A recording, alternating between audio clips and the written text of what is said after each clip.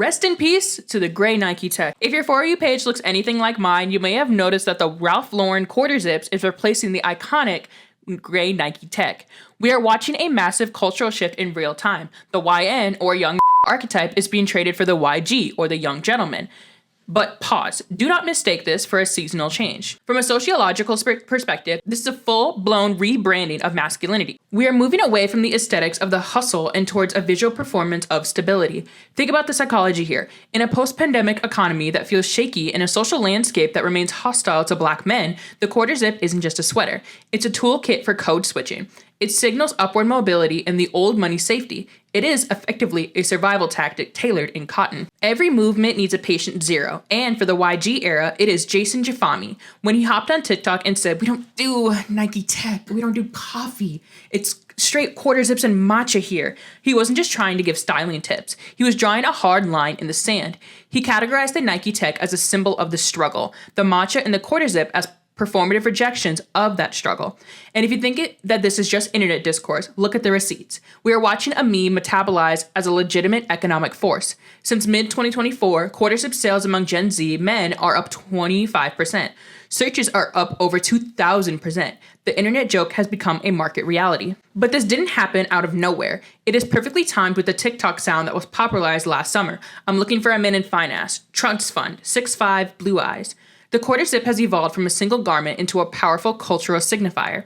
Initially popularized through satire surrounding modern dating, it quickly became a core element of the finance bro aesthetic, representing the ideal partner in the dating pool.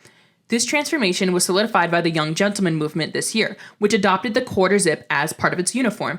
More than just a fashion choice, it now signifies male competence, professional stability, and employability, acting as a gateway to the coveted soft life. Functionally, the quarter zip strikes as a perfect balance. It is less severe than a business suit, but possesses enough authority to replace the casual hoodie.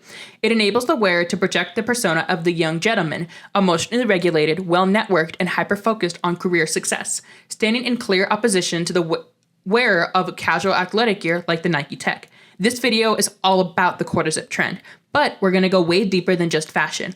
We'll look at it through the lens of what it means, how it plays with gender dynamics, and what it might mean politically.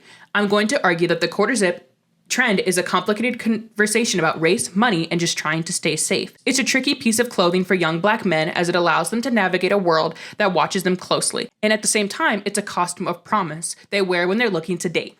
Hello, if you're new to my channel, welcome. If you're not new, then welcome back. To really understand the power of the quarter zip, we have to first acknowledge the heavy hitter that it's replacing, the Nike Tech fleece. For the last 10 years, this was the official uniform of the YN. It wasn't just a tracksuit, it was the aesthetic of a very specific archetype. But we all saw what happened online. The tracksuit took the YN persona and flattened it into a meme about chaos and toxicity. So the pivot to the YG isn't just about changing fabrics, it is, at its core, a PR move. It's a visual rebrand designed to retire the YN.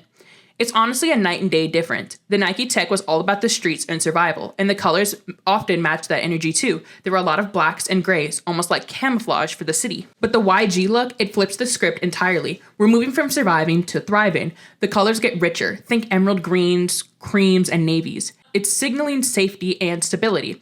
And you have to look at the accessories, because the props often tell the whole story. We're seeing a total swap. The new accessories is the matcha latte. It's a shift from escapism to wellness, signaling that you're taking care of your body, not burning it out.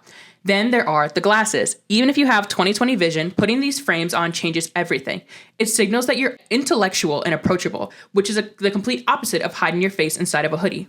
Or you're blind like me. And it's not just about the items themselves, it's about color theory too. The YG look has actually developed its own strict color scheme.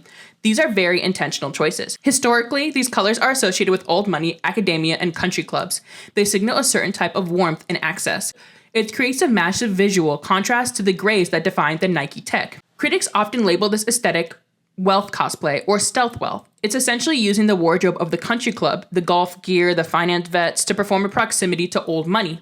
But there's a fascinating contradiction here. Usually the old money trend is about whispering wealth, but for the YG aesthetic, the logo is non-negotiable. The shift is also what analysts call recession core. When the economy feels shaky, like it does right now, flashy streetwear starts to feel risky. Traditional preppy clothing feels safe. The quarter zip is the uniform of the employed class, so putting it on is almost an attempt to manifest economic security in a shaky market. But most importantly, this isn't just a shallow trend. It has deep historical roots in Black dandyism. Just as Black dandies used European tailoring to demand agency and subvert racial expectations, the modern YG uses the quarter zip to negotiate dignity. It is resistance through style. It suggests that this isn't a viral movement, but a continuation of a very long historical legacy. It's also important to realize that the YG isn't just an isolated phenomenon. In many ways, it's just the masculine mirror image of the clean girl aesthetics that have taken over TikTok. Both trends are chasing the same thing: minimalism, neutral tones, and a performance of effortless maintenance. Even though we all know it actually takes a lot to do so. The clean girl rejects the messy look for slicked back hair, gold hoops, and green juice.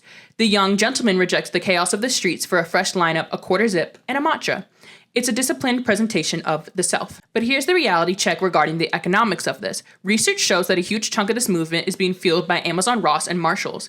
Influencers are constantly sharing Amazon finds or similar that replace the country club look for a fraction of the price.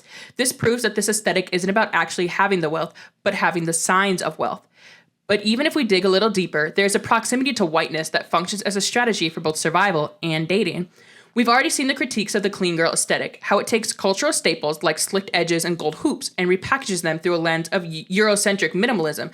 This is also being done in real time with the brothy rice trend on TikTok, where people are literally just like pouring soup into their rice and eating it with chicken or bok choy. Now, it does look bomb, but a lot of people of other cultures have argued that they have been doing this since they were kids. Like, that is something that they have been constantly doing, but now that it is a trendy term called brothy rice, everybody is doing it.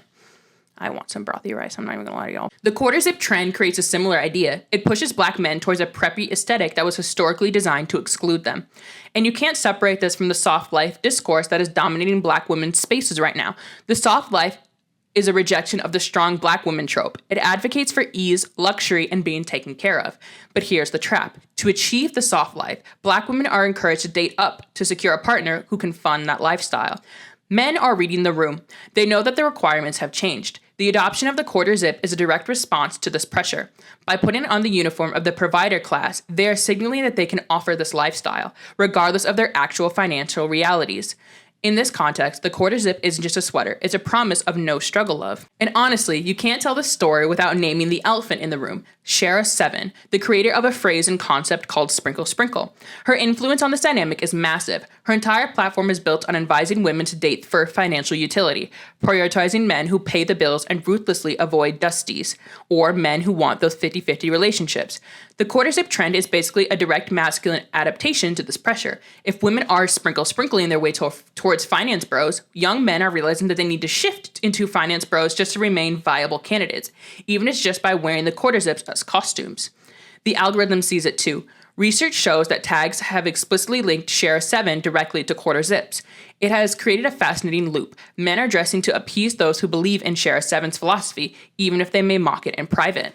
It confirms that this aesthetic is a survival mechanism in the dating market and has become explicitly transactional. But if we stop at dating, we're missing the most critical part of this. While the surface narrative is about maturity, the structural driver of this trend is the criminalization of the Nike tech. Let's be honest, the Nike tech has a past. Over the past few years, it has undergone a process of stereotyping. Venues, clubs, and bars began explicitly banning sportswear, with Nike tech becoming a stand-in for undesirable clientele. To security and law enforcement, the fleece tragically morphed into a visual cue, a dog whistle for potential criminality. This creates a reality where clothing becomes a proximity for racial profiling. A Black man in a Nike tech suit is often read as a threat. The same man in a Ralph Lauren quarter zip is read as a citizen, a patron, or a guest. The YG movement is acknowledging this reality by adapting it. By shedding the uniform of the street, these men are attempting to shed the police attention that comes with it. The internet is also joking right now that the CIA is punching the air. And while there is a little truth to it, ironically, by dressing as the ops, young Black men are engaging in high-stakes form of camouflage. It's essentially the respectability politics of previous generations, updated for the Instagram age. The logic is, if you dress like the system might let you pass. And that is the tragedy with this trend. The quarter zip isn't just a sweater, it is a survival suit designed to de-escalate a threat before a single word is spoken. But of course, the internet is the internet, so we have to talk a little bit about the backlash. And to understand the critique of the quarter zip trend, we have to apply the bean soup theory. Now, if you're chronically online, you know the reference. It comes from a TikTok where people complained about a bean soup recipe simply because they didn't like beans. It sounds silly, but it describes a very specific social phenomenon, the inability to decenter yourself from content that wasn't made for you. When we look at some comments of YG videos, it is bean soup. On one side, we have the target audience, men validating each other for leveling up and leaving the streets. On the other hand, you have critics, often women, projecting their own dating preferences onto the trend. You see comments like, I prefer hood dudes, or this looks corny. But then you have the realists, those who are the ones reminding us that a man can wear a Ralph Lauren quarter zip and still be sleeping on a mattress on the floor. That brings us to the deepest anxiety surrounding this trend, the wolves in sheep's clothing. For women seeking that soft life, there's a genuine fear that the quarter zip is just a costume, hiding the same toxic behaviors associated with the YN. It's the nice guy syndrome repackaged. The aesthetic signals safety, provider, and emotional intelligence, but without the actual internal character development, it's just a bait and switch. The character of the young gentleman doesn't need to be sustainable. It only needs to exist for a 15-second video. The non-prescription glasses, the unread books, it's all performative. It's a form of gaslighting, convincing the viewer of a sophistication that might just be surface-level cosplay of a class bracket they haven't actually entered. But this conversation isn't just about dating or class. If we follow the thread all the way down, we can run into the manosphere, the red pill, and a genuine mental health crisis. The quarter zip trend has sparked some incredibly heavy conversations within the Black community. On the Blackout podcast, hosts Ian and Rashad sat down with Dr. J. Barnett and used this fashion trend as a jumping off point to talk about suicide therapy and toxic love. And that connection is important because the pivot to the YG aesthetic might actually be a system of deeper existential crisis. Men aren't just dressing for a job interview, they are dressing for meaning. The rigid structure of the young gentleman aesthetic offers a sense of order in a chaotic world. But here's the danger. The quarter zip can function as armor. It hides vulnerability behind a facade of competence. As they pointed out, if the internal work, the therapy, doesn't match the external work, the result is not a high-value man. It is simply a man in crisis wearing a nice sweater. And once you put that sweater on, the algorithm notices. There is a very real overlap with the YG discourse and the high-value man rhetoric found in the manosphere. In this context, the red pill isn't just about politics. It's framed as waking up to the lie of the Nike tech lifestyle, which leads to jail or poverty, and embracing the truth of the quarter zip, which leads to power. It often echoes Andrew Tate's philosophy of escaping the matrix. But here's the real danger. The aesthetics act like a Trojan horse. In these spaces, the quarter zip is a uniform to sneak past gatekeepers. But as young men adopt a look of the traditional gentleman, the algorithm takes the hint. It starts feeding them the traditional ideologies that often come packaged with it. Anti-feminism, anti-LGBT, anti-rights in general, rigid gender roles, alt-right radicalization, anti-immigration, anti-abortion, anti-actually feeding starving American people, so on and so forth. Essentially, you can start by looking for a sweater to get a job, and you may end up on a side of the internet that tells you that you hate women, or gay people, or immigrants, or Americans that deserve food. Can you tell what side of the political spectrum this channel is? So where does that leave us? The pivot from the Nike tech to the quarter zip is undeniable. It is the definitive shift for Black Gen Z men. But as we've seen it, it's never just about the clothes. The quarter zip functions as a form of camouflage, a survival tactic employed to mitigate racial profiling. It also represents a market adaptation, a calculated response to the current soft life dating trends. Ultimately, this choice of dress is a class performance, embracing recession core as this generation desperately grasps for symbols of stability during the feeling of economic collapse. Looking forward, I think we're going to see the death of the middle ground. Men's style is splitting. You're either going to see full anti-fashion, so sweatshirts and comfort, or this hyper-performance of the young gentleman in suits and loafers. But there is a risk here. The quarter zip relies on a promise that the man inside matches the sweater outside. As people realize that men often wear the man in finance aesthetic without the trust fund reality, this trend risks suffering the same fate as the Nike tech. It could become a meme of itself, a signifier not of wealth, but of the desperate attempt to appear wealthy. This trend reflects the anxieties of a generation that feels like the traditional paths to adulthood are broken, so they are forced to perform adulthood through costume. It is a prayer for stability in a world that offers none. So how do I feel about it? Honestly, I love seeing our Black men in quarter zips. My brother, I'll show a clip here, he showed me all of his quarter zips.